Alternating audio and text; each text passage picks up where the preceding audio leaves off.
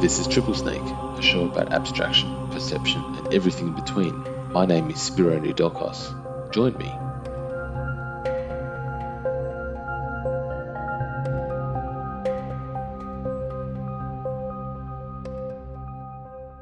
Hello, gentle listeners. Welcome to this show. Now, today I'm going to have a discussion with my good friend Atish, who you may know him as one of my co-hosts on the Lunchtime Special podcast. Well, today I'm going to just interview him and talk to him about the amazing things that he does himself, his background, and all the things that go buzzing through his interesting head. So, Atish, welcome. Yeah, thanks, Spiro. Hello, everyone. Atish, the side, as Spiro said, nice to be here. So I see it's going to be quite interesting discussion between Spiro and I. Yes, we do spend a lot of time debating, talking about many interesting things, so let's record it for posterity. But for the people who haven't heard you on other shows and don't know exactly who you are, Atish, tell me, where do you originate from, and what were you like as young Atish? What I would like as young Atish. Okay, all right. So, yep, it's like looking back into history. So, diving into my memory. Yep, I come from a city in the North India. Its name is Varanasi, and it's very famous, especially because of Brad Pitt also. So, my house is around 100 kilometers to it, and that is the place where I got birth and spent most of my time till I was 20. And my life was mainly because I come from a farmer background. So my family was in farming, especially my grandparents. So most of the time in my childhood, I have lived in a village life, taking care of farms and cattle and swimming in the ponds. So my life was more like quite wandering in that sense as well. Because my parents, they were a lot moving because of their circumstances, and it was a difficult economical situation I grown up in. So the life till I was 10, I was kind of switching between my paternal grandparents and at father's side and just surviving in a way. Education, if I talk about education, I have been changing my schools every year because it was not sure where next year my father would be or my mother would be behind my father. So it was quite unpredictable life I had. And there was no clarity. I was like just going with the flow kind of thing.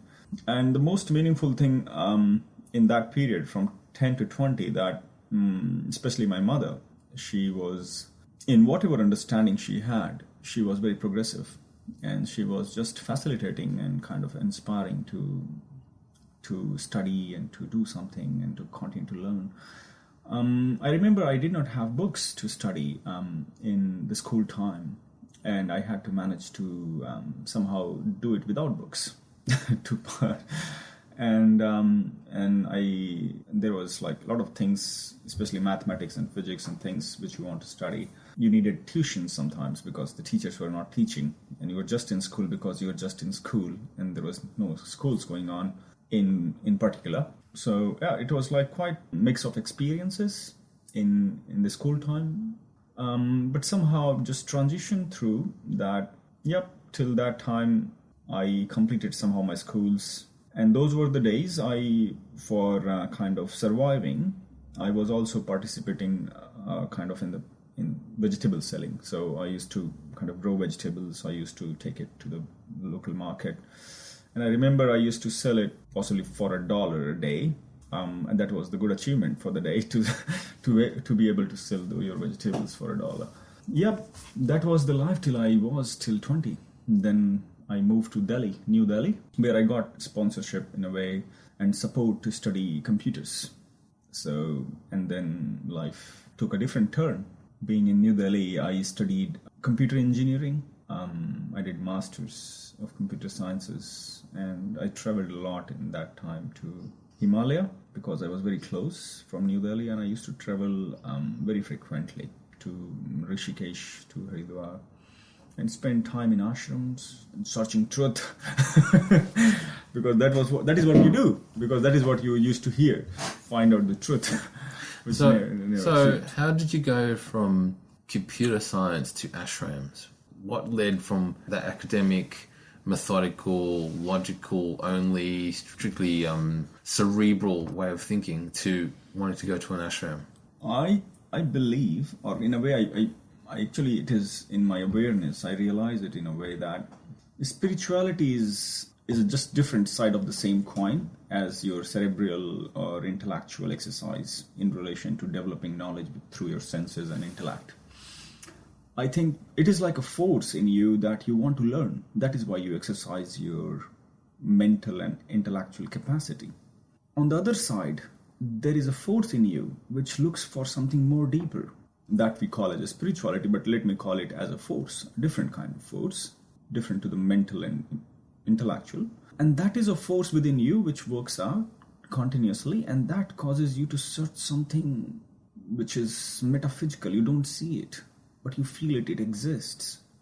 Symbolically, you can call it an ashram, but ultimately you're looking for something which is subtler than your mental and intellectual awareness and experience. So I think they go hand in hand.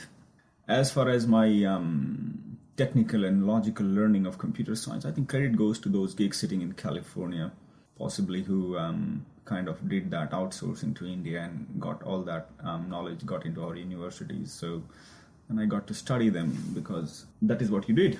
So that is how it went hand in hand. Yeah. Maybe a physicist is probably looking for the same thing, something deeper, the unseen, because we're talking about something that's, you can calculate it, but you definitely can't potentially see it.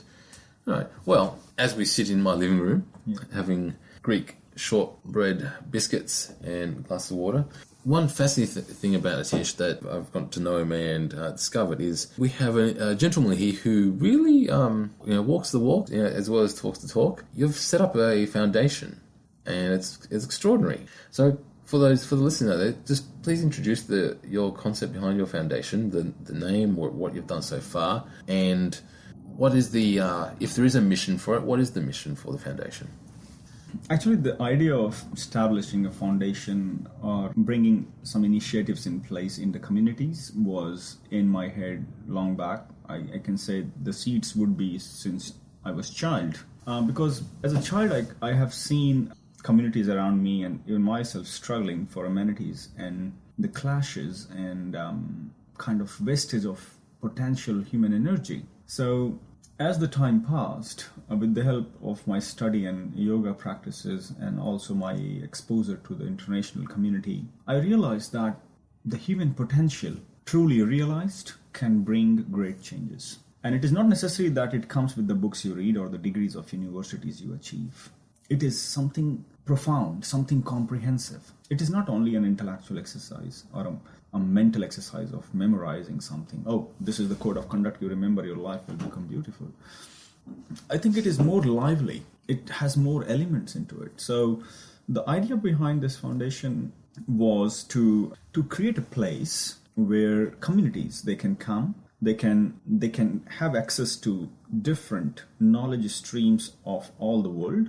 They can do different practices of yoga for their mental well-being, physical well-being, intellectual well-being. They can read these books in library, and they can expand their perception into different areas of their own awareness in understanding their own self more clearly and more deeply, and bringing a sense of entrepreneurship in the common man. So the place in India I'm talking about, the idea of entrepreneurship is very vague. People don't exercise it much. People mainly depend on government sources for their well-being, and that is how they see the reality. And I don't think that idea works. The whole world think that idea doesn't work. You need to bring that sense of entrepreneurship in individuals and in communities to thrive for change, to bring that transition continuously within themselves so that they get access to their different aspects of their own personality, and that will cause change in them and improvement in them. So this is the idea behind this foundation which I just established. And the name of it, I'm sorry, I think I should have started with the name. The name is Shunya Kendra. So it comes from a Sanskrit Vedic book. The word Shunya means void. like nothingness, emptiness. So, in the oldest book available on this earth, which is named as Rig Veda, there is a sutra in it. You can call it an equation of the cosmic creation.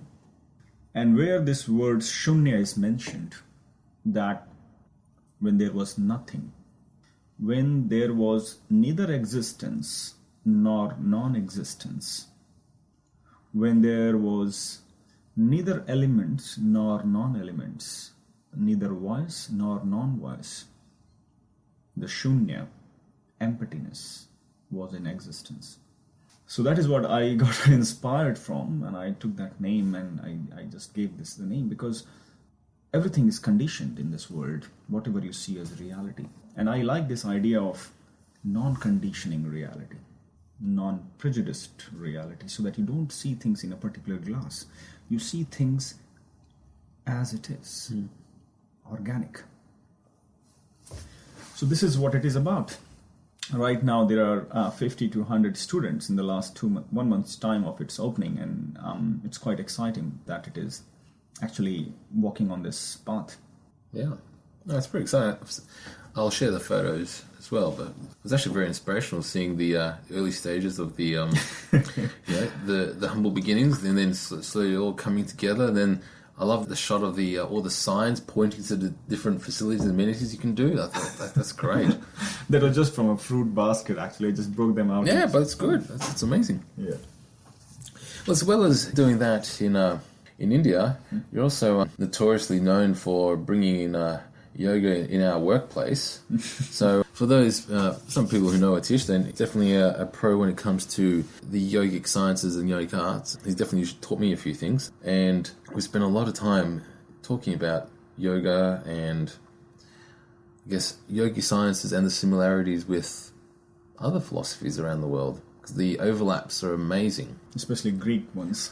Yeah, there seems to be a lot of correlation between the two. Well, I guess that's actually one of the fascinating things. I think whether they are generally syncretized and merged because of contact, or whether they were independently discovered, that's not even really the point. It's more the fact that the similarities, when laid down next to each other, add even more depth to each other. They sort of fill in the picture a bit more. Yep. As I sit here, I'm looking at a bust of one of my heroes. I'll bring it down.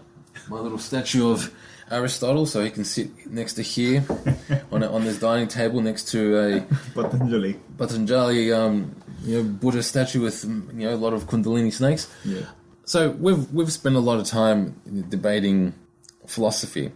I think it's very much tell audiences about your kind of background. You are doing so much study, and coming from Greece, actually, you have such a great interest and kind of research you have been doing into Aristotle and Plato and Socrates' texts, and finding out the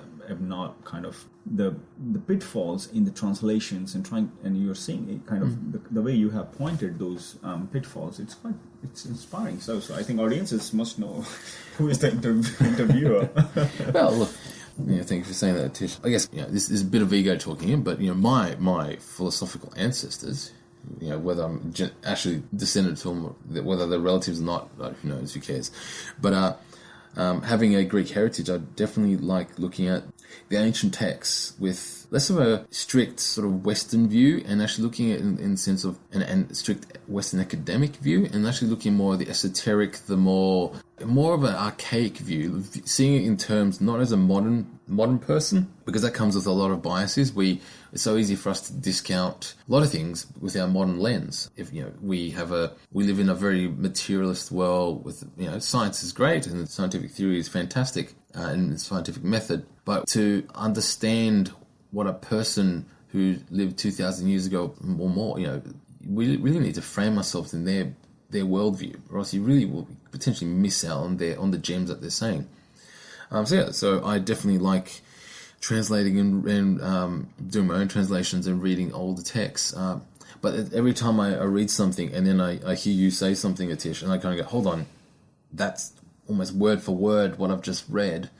That's the fascinating thing. That's like that's like an Upanishad sutra you found into the Plato's text, Yes. or Socrates' text, Exactly. and you see that as match to match, Exactly. different language with same expression. Exactly, and that's actually the amazing part. It's the same idea, the same concepts, the same insights and curiosity in the world, and in the curiosity in consciousness and understanding. But yeah, just written in just a different language. I will post the our great discussion on Plato's Cave on another episode. I think that was a really good one. Yes. Enough about me, because I'm not as exciting here. You also do courses and training in Tasmania. You regularly do that, actually. So tell us a bit about your Tassie experiences. I think the Tassie experience if I talk about Tassie experience, experience of Tasmania, which is a kind of an island in the south of Australia, which is part of Australian Federation. So actually I got a contract to work with Australian government in 2016, and that's what took me to Hobart, the main city there. And that is what my Tassie experience started about. And talking about the Tassie experience, it's definitely worth mentioning Deborah here. So Deborah has been, to tell that Deborah is the kind of a yoga person. She is all about yoga. And that is where kind of we met and kind of started churning and kind of seeing what yoga is actually and how we see it in Western world. And what are the subtle layers of it, which is actually not very much touched by many of the people or teachers. So we started teaching yoga there, and Deborah has been kind of very supportive part to the side of yoga on that journey. And regularly I have been doing yoga teaching programs in Tasmania from 2016. And I found that there are a lot of people who are actually looking for deeper understanding of yogic knowledge. And these audiences, they belong to the common community. They were yoga teachers. They were different layers of yoga teachers. And they were seeking for something profound, more than just mere the physical learnings what they have done or the kind of shallow layers they have learned about yoga. So I have been conducting sessions for different groups, ranging from common people to yoga teachers. And Tasmania is like a second home to me, a second yoga home to me. So it has been now 2 years in this continuous engagement with Tasmania I have been doing, and we kind of having a direction and also a dream to actually bring real benefit of yogic knowledge to those communities which are actually needing it, like prison systems, hospitals, or groups or addicts, people who are addicted of something or like the drugs, etc. So I know and I see that the yogic knowledge has great potential to actually bring harmony in those areas. So Tasmania has a lot with it. Tasmania has brought a lot of richness in the yoga journey what I have been undertaking. So what's your definition of yoga? Because I think people out there think of yoga as being spandex and rubber mats and sweaty rooms and people who just grunting and groaning. But that, to me, from my experience, what you've shown me and what I've experienced, it's definitely not that. So what is your definition of yoga? Actually, I have no definition of yoga of mine. Rishis and great yogis on the Himalayan region, on the whole Indian subcontinent, and also across the globe, there are yogis everywhere. But the yogis, they have given the great words what yoga is about. So the way they name it, yoga is something, in a general language, I would prefer using simplified language. An expansion of everything for human awareness is yoga. Expansion of your mental state, expansion, progressive expansion, meaningful expansion of your physical state, meaningful expansion of emotional state, your psychic state, your spiritual state, the contentment you experience in your daily life, and overall as a purpose of life. Whatever that practice is, that brings that balance, that settlement, that contentment of being aware of everything in the moment and having that clarity, that is yoga. Now, because the gross and subtle, they are actually complementary to each other, or in a way, they are one other. The gross body is expression of our mental body. Our mental expressions get expressed by our physical body, and our physical bodies get expressed into our mental experience. So matter and energy, they are actually interconnected in yoga. In yoga and in reality also. So yoga is about that balance which comes into the mental and physical and psychic, emotional and spiritual integration of human being. Now, going literally to the term of yoga that says union. The word yoga comes from Sanskrit, which means union. Union of what? Union of individual consciousness to super consciousness. It becomes a bit abstract language for common people. So I strongly kind of perceive that what doesn't come in your experience, there is no point believing it. Wait for the time it comes in your perception, and then it is your experience, then it is your truth. Otherwise, just mugging up theories doesn't take you anywhere. Yoga is expansion. Now, what you're referring to, that seeing people on mat and groaning and just kind of sweating and pumping up, I think that is a kind of repackaging. Give credit to our modern marketing strategies and people sitting in those psychological laboratories and designing all those marketing tactics. They see what they can sell and they repackaged those things out of yoga, because yoga became a keyword being known to the world. What common people can understand and what they can sell, they repackage it, they call it yoga. Because today's world, especially young community, they look for something challenging. And there are very less teachers who actually talk about subtle realities. They talk about expansion. You have 45-minute class to complete. You need to know this. You got to do the warm-up. You got to get the main course. You got to do the revision of the last class. You got to complete it with smile so that it's all good. So this is what it is, Yeah. But as I said, yoga is beyond words and expressions. So, gentle listeners, we're going to venture into some deeper territory now. And basically, buyer beware. If you listen to this and this goes over your head, it's probably going to go over my head first. So, we're going to see how far we can go. So, we always talk about absolute perception. We always talk about the truth, clarity. And then there's also the flip side of that, which is illusion, the abstraction. How do you reconcile, or how are you trying to deal with the fact that you have this urge to see through the veil, to see through the mist and actually get truth, and knowing the fact that the illusion, the Maya, is everywhere? So how do you balance that? I actually succumbed to Maya many times. Well, I would talk in kind of very simple language. I will try to, but normally it doesn't get to. So when you touch the word abstraction, it's important to understand what it is. For example, we are sitting here in Sydney and it is 4 o'clock. This is our truth. A person sitting in India is clocking around 11 in the morning, and sun is not in the same angle as we are experiencing it here. So that is the power of abstraction. What I perceive, what you perceive, is your subjective reality, or Maya is projecting as it is on you or me. Now, being into the same state of Maya, being in the same state of abstraction, let's take this example of sun, angle of sun at the moment, it's 4 o'clock here. For a dog, that's a completely different reality, because he only sees black and white. So, abstraction projects itself in all these unique possibilities on all these perceivers. You call it human or you call it animal. And on a subtle level, trees, the botanical, they also react to the sun's positioning. So actually, we all are different perceivers to the same space and time. That is the power of abstraction. I just touched one external reality's context.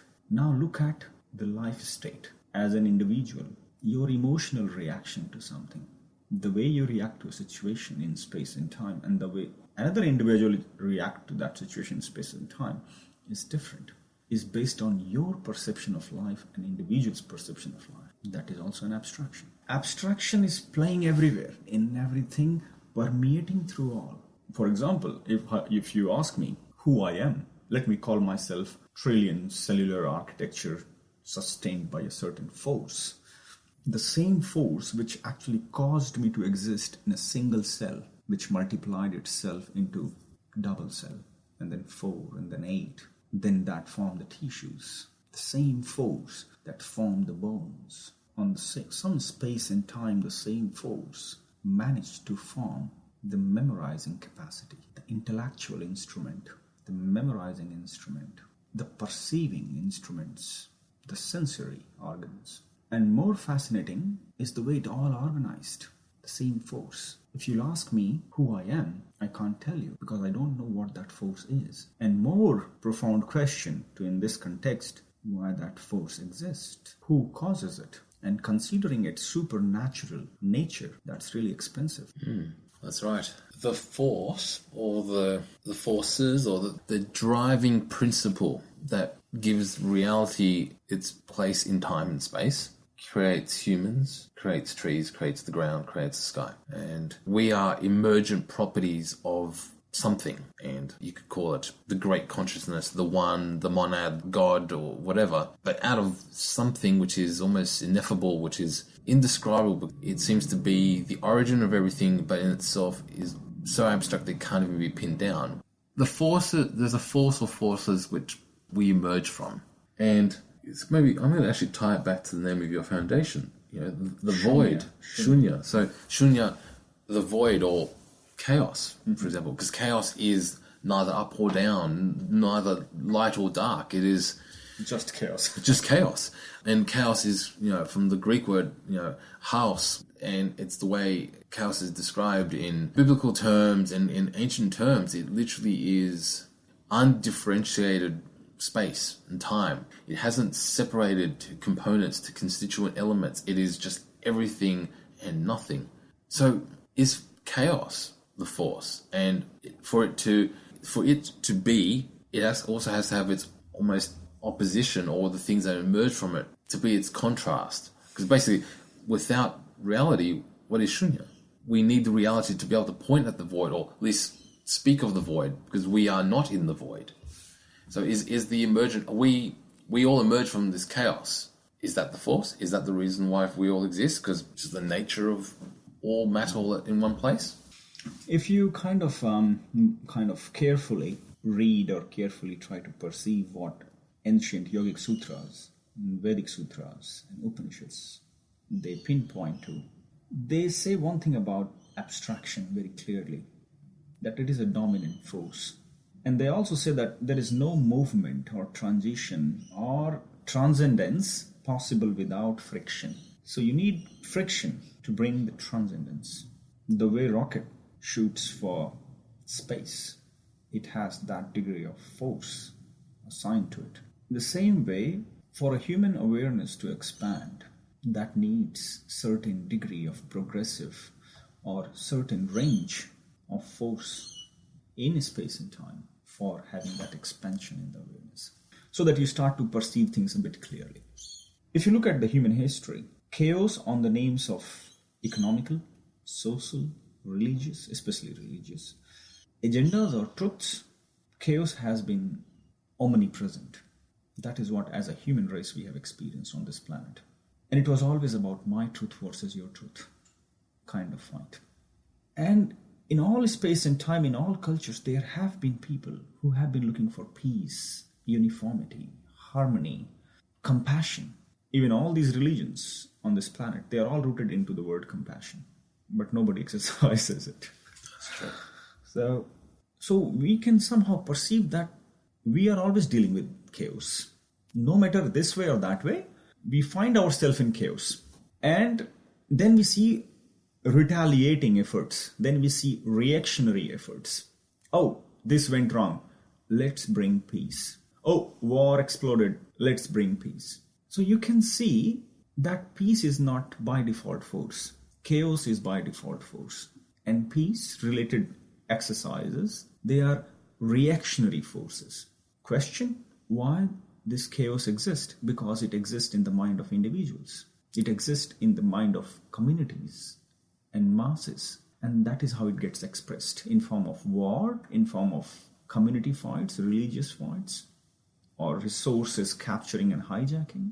Because I see my interest as the top priority. Or as a country, I see my interest as a top priority. Because this is a chaotic thinking. This is not a mutual thinking. It is a chaotic thinking. So this chaos is by default the force in the perception. We all can agree for it. There is no doubt. Otherwise, this planet would be a so-called heaven, if heaven exists. At least people would not be dying. They would be dying out of their age, not out of the sword and in the guns, right? So chaos is present. This is established. And if the chaos exists, that is why people look for peace, actually. That is why people look for Brahman. Because whatever they are experiencing, that is in limited awareness. That is a limitation to them. And because they experience that limitation, they look for expansion. And that is why there is yoga. That is why there is prayers. That is why there is peace-related practices in different cultures. Because chaos is found to be in self-established, self-existent. Definitely it would not be existing by itself. There would be a cause. Connecting back to the name of the center, Shunya. Thankfully, I'm free of abstraction and I'm also free of knowledge. Because I called it Shunya. Because then I don't need to worry about anything. But yes, chaos is self-present. It's natural. And what we try to bring, the friction, the knowledge, the seeking, the expansion, is a reaction to it. What do you think? I mean, this is how it... Well, okay, so I agree. Chaos. So what do I think of chaos? Well, I guess if I think about chaos in terms of numbers, chaos theory, it's definitely that randomizing effect, and it's almost out of this abstract randomness and strictly chaotic world universe, almost like consciousness clumps together, like little blobs of consciousness kind of just combined. And you can kind of see, you get a group of people, throw 1,000 people. When I was young, I used to be a roadie, so I'd be working at music festivals. And you would gather 40,000 people into a giant arena, and everyone would be talking, and everyone would be doing their thing, waiting for the band to start. So whenever you walked on stage, preparing for the band, it'd just be a cacophony of sound, because everyone's just talking individually. No one's making any sense. It's really hard. It just sounds like noise. It just sounds like total noise, because everyone's screaming, everyone's yelling, and there's no order in it. And then the band would come out, and simultaneously you get this, whoa, yeah! Everyone starts cheering at the same time. Chaos suddenly becomes order. Like this randomness starts congealing, and it's interesting. It's like a wave. Almost like a wave theory, where one person starts the meaningful act, which is to cheer, the band's here. The person next to him notices that the band's on stage. They start clapping and cheering. The person next to him hears, the band's on stage. Then eventually everyone's in, and everyone's cheering. Everyone's doing one action rather than multiple actions. So somehow out of this random, chaotic nature of the universe, consciousness seems to kind of clump and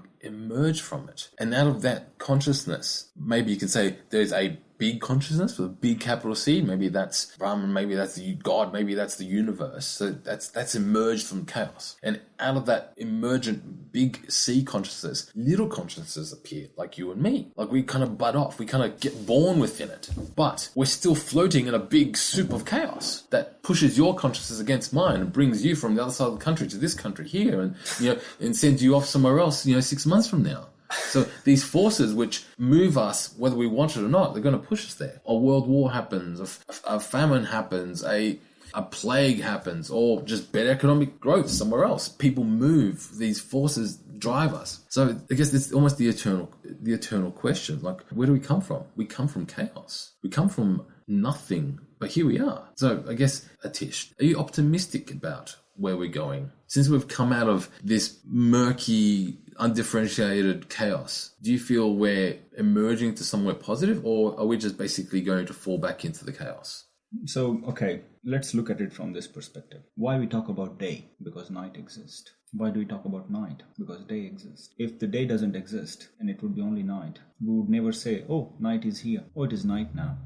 Do we say that? If there is no day, we would not point the night, because there would be only night. We talk about knowledge. We talk about order, because so why order has an existence, it is on mercy of chaos. The credit goes to chaos.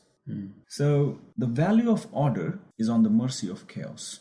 The value of knowledge is on mercy of ignorance. Nobody would value knowledge if there would be no ignorance to refer to. So chaos has its own beauty. Look at it from this perspective. Chaos gives you challenge every day to polish yourself, to rub your dust off, to shake yourself, to make you think. Imagine you get to the state of Brahman in a day. You would not care about ignorance, because ignorance is there. It is a continuous catalyst to you, to me, to most of us, to seek for expansion, to seek for order. I don't know if we come from chaos or not. I don't know if it is a supernatural ocean of collective consciousnesses where we are picked from, because I don't see beyond my birth and I don't see beyond my physical death of this time. I can only answer you when I can see that. But one thing is sure, that it is about cause and effect. Why I'm perceiving today like this? It is a series of ripple effect happened in the past. Why you are perceiving the world like this, why you are questioning and seeking, because there has been a ripple effect of sequences in your life which has been leading you to this stage. Mm-hmm. There is a cause and there is an effect. In fact, I see it like this, that there is no positive, there is no negative. It's all about cause and effect. We get disease. We say, oh, this is negative happened to me. We get stressed, depressed. Oh, it is negative to be depressed. I'm really depressed about it. But look at it in a more holistic view. There were series of actions taken by you in your mental space, being aggressive, being oppressive, being dominating to your own self, fighting with you, having conflicts. And that series of actions bring an individual this state of stress. So that's not just happened. No, it happened because there was a series of causes. Same goes to diseases we have. We think, oh, I got cancer now. No, dear, you did not get it overnight. It happened because there was a series of causes. So it's like this. It's gray. It's cause and effect life. No matter who you define yourself as, if you get the physical diseases, you will have it the way you are having your diet, your lifestyle, your thinking patterns, your psychological states. It's all about cause and effect. Whether you are a spiritual guru, or you are a scientist, or you are a politician, or you are nobody. So chaos has its own value. Because of chaos, luckily I have access to 5,000 books on yoga. Because all those individuals and yogis in the last 5,000, 10,000 years, they just did not like their limitations with chaos and abstraction. So they did friction, they expanded. And getting into more hardcore, the world exists, space and time exist only in the mind. This language is a bit abstract, but it's true. When we are in the sleep of deep nature, we don't realize hours, isn't it? Mm-hmm. When we wake up, we realize that, oh, I had a very deep sleep. But those 8 hours, they went like just butter, just like this. But when we are dreaming in our sleep, the time exists. When we are awake from morning to evening, the time exists. But when we are off the mind, time and space does not exist. So yogis in India, in thousands and thousands and thousands of years, they managed to find this dimension of life where they reached beyond space and time. And the space and time is synonymous to abstraction. Abstraction exists to us. We define ourselves as Spiro, Atish, man, woman, Greek, Indian, Australian, software engineer, doctor, spiritual. All these labels, they exist in reference to memory. Memory causes the time in a way. Memory has a very strong relation with time. Imagine you can actually revisit your whole life in one moment in your memory, right? Imagine you have no memory. The time is almost in the moment to you. Because you have a memory about everything, that who you are, your time goes in a different fashion. When you were a child, you were too much meticulous on a bee, on the flower. You were seeing all the different specks of the flower, the color. You are aware of that flower which was in your garden when you were 8 years old. You are aware of that floating particles which you saw in the morning sun rays in your house. They took your attention in just the moment because your mind was completely clear. In fact, that is a glimpse of no space and time in a way. So abstraction is synonymous to space and time, and they both exist in the dimension of mind. Yoga has so many different techniques. They enable a consciousness, a awareness to transition, to transcendence from that state to a state where space and time is not existent. And that is where abstraction is also not existent. And possibly what you are saying about super consciousness, that is the experience there. Yeah. That is what yogis call as samadhi. To wrap up this interesting conversation, so if you could speak to the people out there on the internet and not tell them what to do or preach to them. I never do that. No.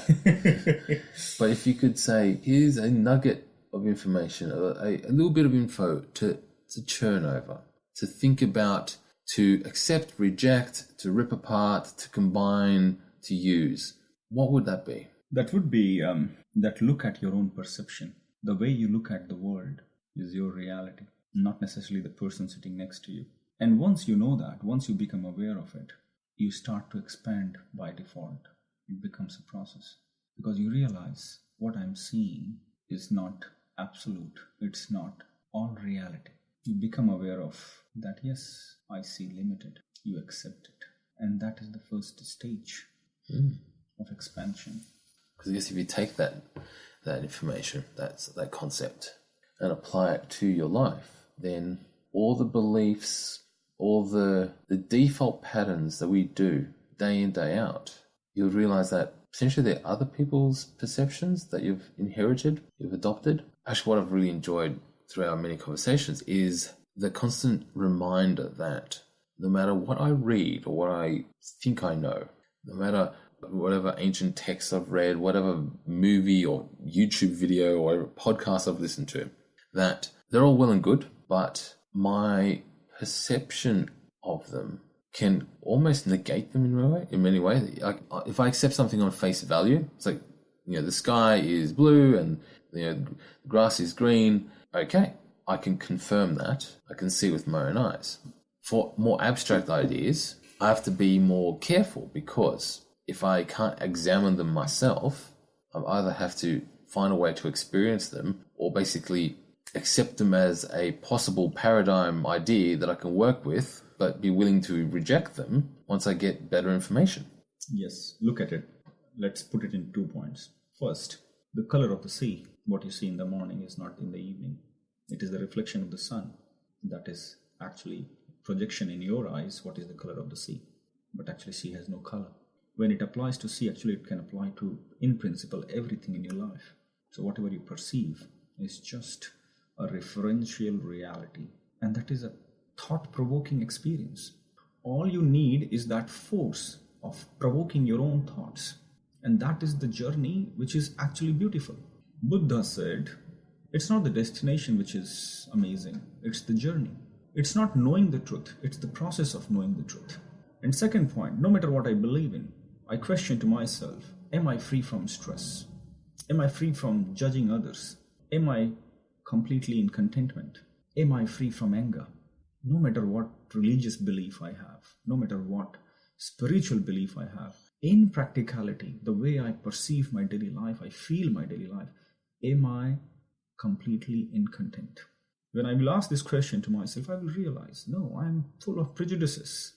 I get angry, I get nervous, I get anxious. And that is the stimulus you need. That no matter what I believe, that doesn't help me. If believing is the truth, why I'm not experiencing in my daily life? That means I have nothing to do with belief. It is something which is subject to perception. That it becomes my perception of life that I'm content. No matter what happens in front of me, I'm not angry. It is not happening. That force is gone. I'm not judging anyone. I'm feeling complete settlement. You are in experience. And nobody is best justification than your own experience. Nor even God can judge you if he exists. Nor he can challenge you because you are standing on your experience. If that is not shaking, then no force on this earth or beyond can actually wave you. So this is a little long, sorry for that, but this is the message which I would like to spread out. Nice. Cool. Well, Atish, it's been a pleasure as always. Plenty for me to go back to listen and think about. Until next time, guys, bye-bye. Bye, everyone.